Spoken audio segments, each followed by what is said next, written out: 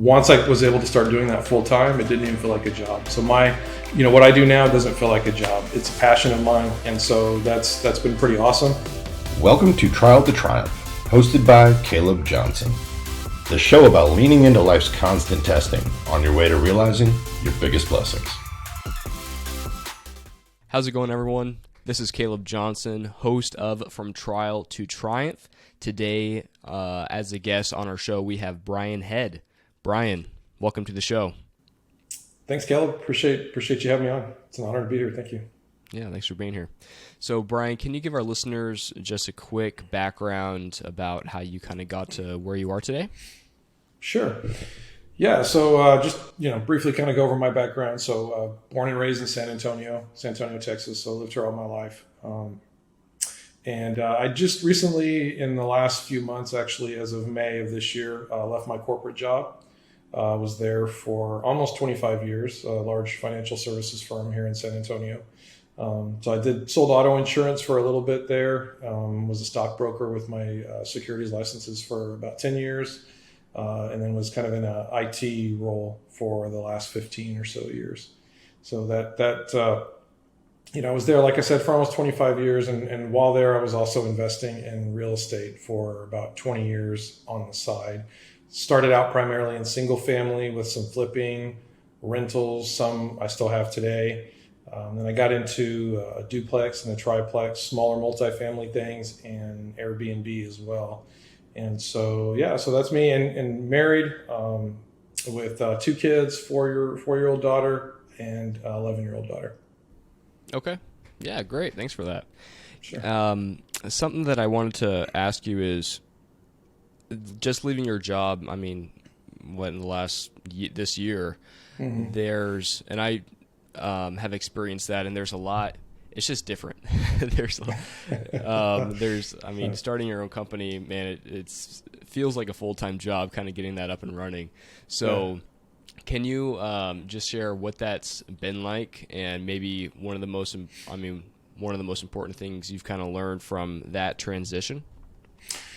Sure. Yeah. So, like I said, I've been doing real estate or investing in real estate for 20 years or so on the side while I was working at my corporate job. So when I left my corporate job, I kind of already had something lined up. So I wasn't leaving my corporate job without having a plan in place and knowing what I was going to do. So, what I do now is invest in larger multifamily complexes. So, 100 plus unit buildings is primarily what I'm doing now. And so, and my role in a lot of these deals is, one of my primary roles is finding investors that want to invest in these type of opportunities. And I've always loved educating people on real estate and the great benefits of it. And so it was kind of a natural transition for me to have this role. And so when I left my corporate job, so I put my 2 weeks on May 2nd. And, the company was like, well, we'll go ahead and make it effective today, but we'll pay you for the 2 weeks. So that was kind of cool. But, it's funny because I had about half a day off on May 2nd, which was a Monday. And then since then, the very next day, Tuesday, it's been nonstop with the real estate stuff. So there was no gap in between. It wasn't like there was, take a couple of weeks off or a month off. I had so many things already in the works and rolling that I just transitioned right over that. And all the time I was doing the other stuff, now I was able to focus on some things that I've been wanting to do for a while. And so the experience has been pretty awesome because, like I said, I enjoy educating people on the benefits of real estate. And so once I was able to start doing that full time, it didn't even feel like a job. So what I do now doesn't feel like a job. It's a passion of mine. And so that's been pretty awesome.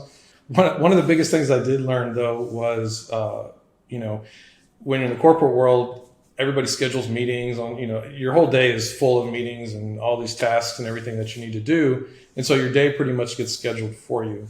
So one thing that I learned and figured out, but it took probably just until a few weeks ago to realize that, I need to time block, because without time blocking, my day was getting filled up with, and especially a couple, being my own boss and being able to do my own schedule, but then being at home at the same time, those two things combined, I end up spending a lot of time doing just stuff around the house that I needed to do too, not focusing on, personal financial stuff and things like that during the day when I really needed to be focusing on my real estate business. And so that was one of the biggest challenges.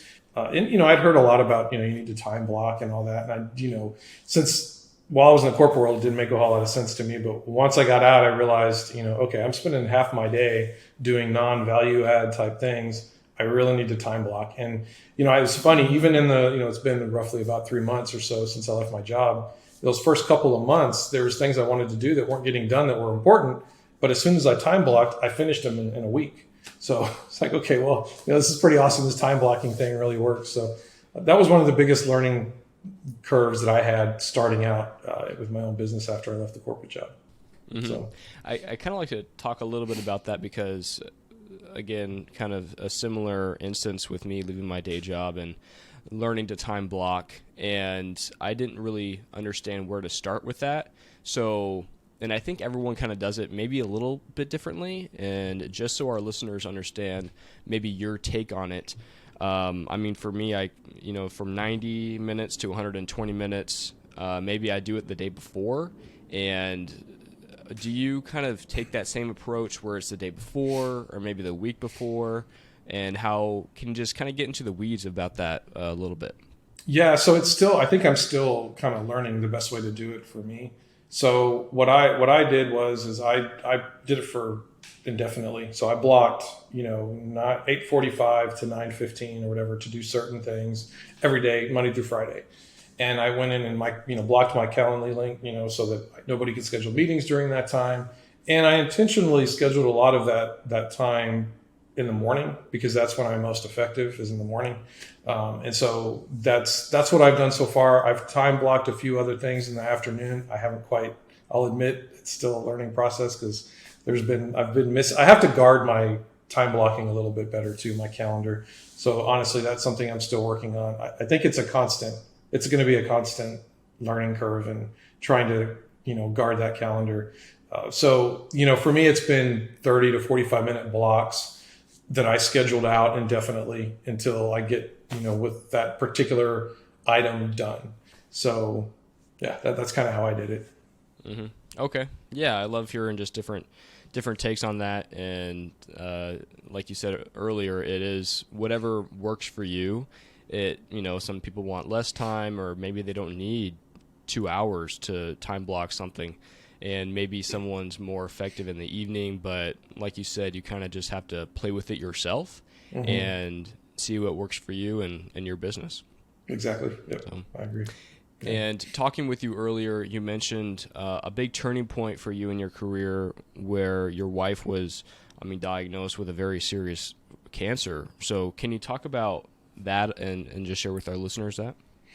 Yeah, so a few years ago when our youngest daughter was 4 months old, my wife, she was breastfeeding and she found a lump and just pretty much thought it was a clogged duct type thing and waited, a week or so. And then when she realized, well, this isn't going away, we had a conversation. It was like, okay, you need to go to the doctor and get this checked out. And so she went and, like you said, unfortunately, she was diagnosed with breast cancer.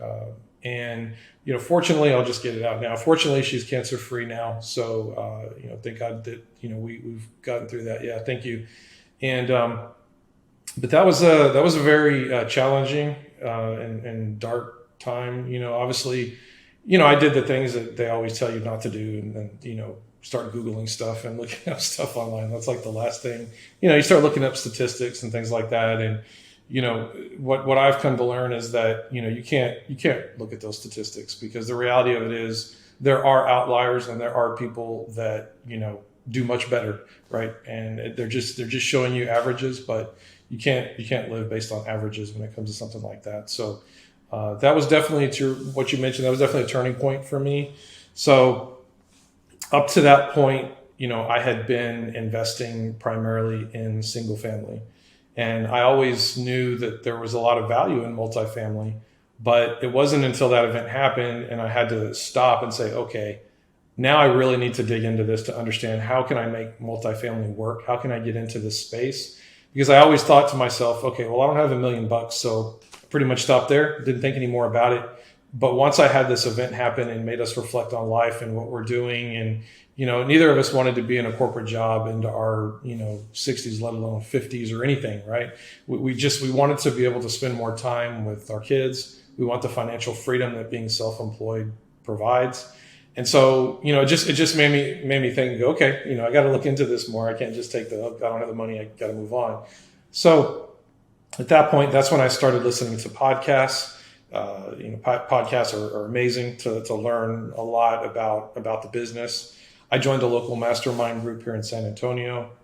That was probably one of the biggest game changers for me because, the education component is one piece, and education is important. And I think, educating yourself and learning what you can is vital. But it was also what I think is even more important is putting yourself in a room with like-minded people. And so I was in a room with people that were already doing these, 20, 30, $40 million multifamily deals to show me that this is possible and to be able to bounce questions off. And, it really helps you overcome your fears when you see other people doing it and you're talking to these people and you're in this group. So we have mastermind calls every other Tuesday night for an hour. And so it's awesome because we get to celebrate our wins, discuss any challenges that we're facing. The group can help, figure out how to overcome those challenges. But, being in that mastermind, being surrounded by people that are doing it, that was the game changer for me. And, that was about a year and a half to 2 years ago when I started. And, it was amazing. I mean, it's that whole saying, you are the top 5 people you surround yourself with. Right. Or I heard on another podcast the other day, somebody said that, your tribe is your vibe. Right. So, just those different little sayings, but they're, those things sound cheesy, but they're very, very true. If you're surrounding yourself with people that are negative and, aren't supporting you and telling you that you can do it and, giving you that positive reinforcement, you're not going to succeed. That's just the reality. I mean, you have to be around people that are doing it, and that will support you. And so that was the biggest thing for me was joining that mastermind group. And, once I did that, I just started jumping into it, and, I'm raising capital now, on my 7th deal. Getting ready to launch a real estate fund as well. So that'll be launched next month, which I'm pretty excited about that. That's going to be a pretty awesome opportunity. It's going to give folks an opportunity to invest in multifamily, but in a diversified portfolio of syndications. Instead of your money going into one apartment complex with one sponsor in one location, you're getting diversified across multiple properties. So I'm excited about that. But if I can just expand a little bit, on one of the things that I really learned in that journey with the breast cancer that my wife went through is, like I said, it really made me rethink things, and it really motivated me. But what I've learned is that it's a balancing act because, when you experience something like that and something that, I'd be lying if I didn't say, a day doesn't go by that, it doesn't at some point cross my mind, well, what if it comes back or something like that, right? That's just the reality of life. But what I've learned is that it's a balancing act trying to use that horrible event to motivate you, but also don't put it so top of mind that it affects your daily thinking and it brings you down, right? That is something that is difficult, but vital when you go through one of these life events that happens. It's just, I think it's really easy to let it, the negative part of it keep popping up to the top of your mind, but you have to just let it pop up there enough to motivate you and push you to get you through, but not to dwell on it to where it starts creating negative thoughts in your mind. So that was kind of something I learned a few months ago that, is once I realized that, it really made a difference in everyday life, really. So. Mm-hmm. Okay. Yeah, and I'm really glad you said that because I even sometimes have a hard time or a more difficult time understanding like something that is a really driving force that motivates you. You want to help, like you said, your wife or your kids or your parents or something else happens to you that really motivates you. How do you not let that consume you and it's a really fine line where you don't want that to happen, but it's still you've been blessed with that opportunity, because that really, changed. That was a real driving point and motivating factor. So how do you, because I'm curious too, how do you, balance that? So for me, so my why is getting my wife out of her corporate job. That's my why. And that basically is what drives me every day to do what I'm doing. And so getting her out of her corporate job is goal number one. And the way I look at it, it's again, one of those things you hear all the time. It's simple, but it's valuable to me, is failure is not an option. So, getting her out of her corporate job, and, in a timely fashion. Obviously she's still working there. So I don't want to say I want to get out of her corporate job next week, but it's, obviously I want to push the envelope. When you have a why that, and I feel is very strong like that, and then you connect it with your passion, and then a vehicle to help you push that why, right? And multifamily real estate, what I'm doing now, it really allows you to just kind of leap forward really quickly. And that's what I've experienced. And, it's been, it's been hard. I'd be lying if I said it was easy, but, it's been a challenge, but it drives me every day, and it's made me go outside of my comfort zone. So the funny thing is, like I said, I was in a corporate job with the same company for almost 25 years.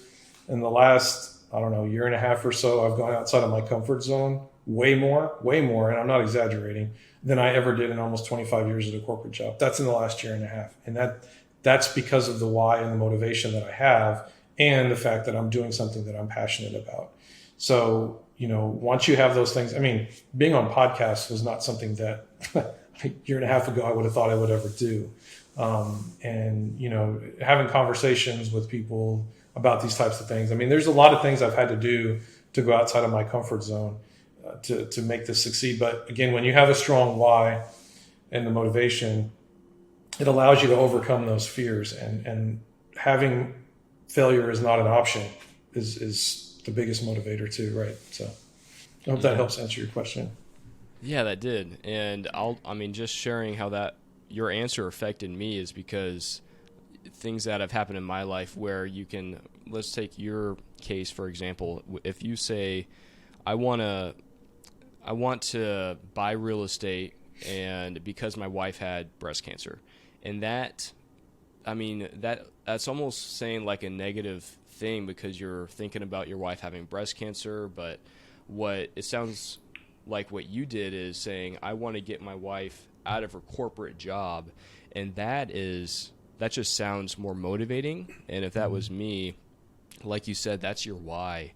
So what if, for me, if I want to say, when I first started in real estate was because I wanted to help my mom leave her job, or just be able to support her because she had bilateral knee replacements, and I would see her leave her job in tears because of the pain, and so she was forced back to her job too early, and she didn't have enough time to recover. And I could maybe put a negative spin on that, saying I don't want my mom to go through pain, so I'm going to buy real estate. Or how you did, you could say, I want to be able to support my mom so she can leave her job, or whatever that is. And I think we all have those things that drive us, but like you said, putting a different spin on it so that it motivates you, compared to maybe demoralizing you or affecting you just in a negative way. And that's just how that affected me. So that's great. I appreciate it. Yeah, it's been life-changing, and so that was in 2018. So about 4 years ago or so. Even with experiencing that, I feel like I'm happier now than I ever have been in my life, because of having that why, having that motivation, and having a purpose, it